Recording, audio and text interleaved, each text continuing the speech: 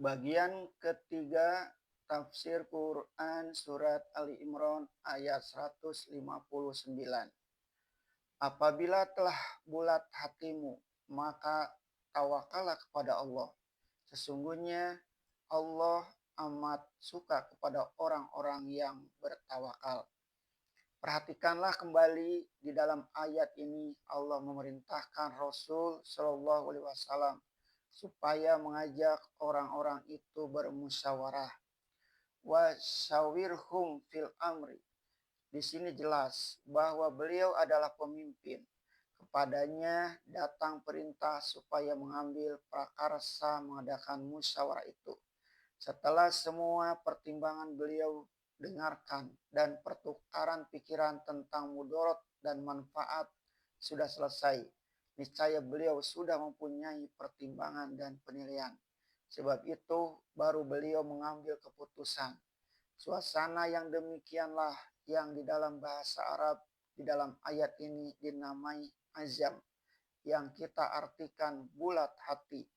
Sebab iya atau tidak, sebab keputusan terakhir itulah yang menentukan dan itulah tanggung jawab pemimpin. Pemimpin yang ragu-ragu mengambil keputusan adalah pemimpin yang gagal.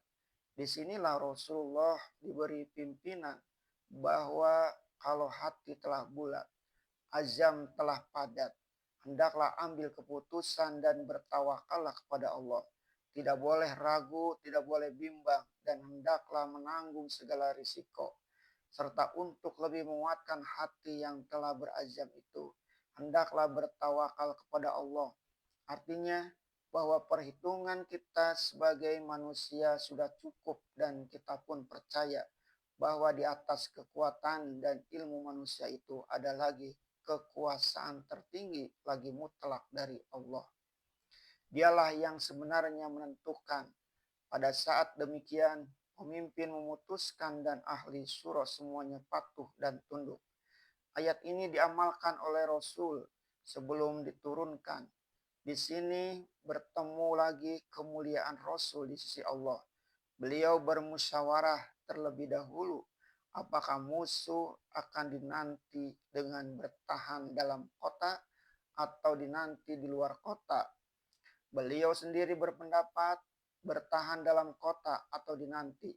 Akan tetapi beliau kalah suara. Beliau tunduk kepada suara terbanyak sebab beliau yakin bahwa semangat pemuda-pemuda itu, meskipun pendapat mereka tidak sama dengan pendapat Rasul, jauh lebih baik dapat dipercaya daripada semangat Abdullah bin Ubay.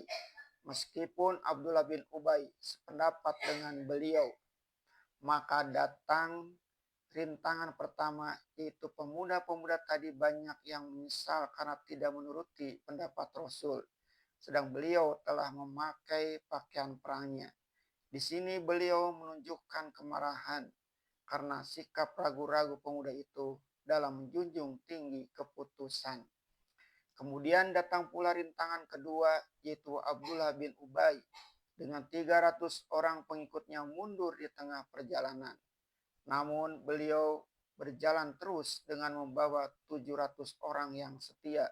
Sebab beliau percaya bahwa yang 700 ini adalah orang-orang yang suka sehidup semati dengan beliau. Beliau pun mempunyai keyakinan tebal bahwa dalam perang ini akan menang. Asal saja strategi yang telah beliau atur dipatuhi. Dan kemudian datanglah kekecewaan terakhir, yaitu antara pemanah penjaga lereng bukit ternyata melanggar disiplin. Mereka tinggalkan pos mereka, akan tetapi dengan gagah perkasanya, bersama-sama dengan tentara yang masih setia beliau dapat memperbaiki keadaan. Sehingga meskipun mulanya kaum Quraisy hampir saja bangga karena kemenangan, pulang dengan tidak puas hati. Beliau dapat membangunkan kembali disiplin dengan jiwanya yang besar dan sikapnya yang lemah lembut. Sehingga sehari setelah sampai di Madinah dari Uhud yang kecewa itu, segenap angkatan perang Islam yang turut dalam perang Uhud, beliau kerahkan berangkat mengejar tentara Quraisy yang pulang itu. Meskipun jumlah yang dikejar jauh lebih banyak. sedang angkatan perang Islam telah berkurang 70 orang. Bahkan yang melanggar disiplin di lereng Bukit Uhud itu pun dibawa serta.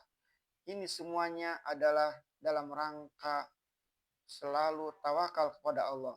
Setelah timbul kebulatan hati dan keputusan diambil. Apabila langkah telah diambil, pantangkan bermata ke belakang, pantangkan berbalik surut, dan serahkan diri kepada Allah. Semua hal kita perhitungkan, tetapi dengan tawakal kita selalu ingat bahwa ada hal-hal yang terletak di luar perhitungan kita. Maka orang-orang yang tetap bertawakal itu akan selalu dikasihi Allah, yaitu tidaklah dia akan merasa kehilangan akal jika ada sesuatu yang mengecewakan, dan sekali-kali tidak pula dia akan bersombong diri ketika apa yang direncanakan itu sesuai dengan taufik Allah. Dan dengan sebab tawakal pula, maka hati akan selalu terbuka untuk memperbaiki mana yang kurang, menyempurnakan mana yang belum sempurna untuk zaman yang akan datang. Di dalam susunan pengajian ilmu tasawuf, tawakal itu selalu mesti diiringi dengan syukur dan sabar. Syukur jika apa yang dikehendakinya tercapai. Sabar jika hasil yang didapat masih mengecewakan, dan ikhlas menyerahkan diri kepada Allah sehingga hidayahnya selalu turun dan kita tidak kehilangan akal. Ini dijelaskan oleh ayat selanjutnya.